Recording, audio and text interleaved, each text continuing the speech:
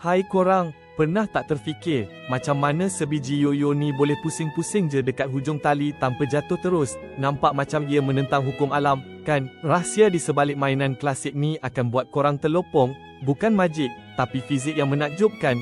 Sebenarnya, yoyo ni gunakan konsep momentum sudut. Bila korang baling yoyo ke bawah, ia mula berputar sangat laju. Putaran ni cipta daya kestabilan yang kuat, macam giroskop. Daya inilah yang buatkan yoyo malas nak tukar arah putaran dia, jadi ia kekal tegak dan terus berputar di tempatnya, menentang graviti untuk seketika. Selain momentum sudut, geseran minima antara tali dan yoyo pun memainkan peranan penting.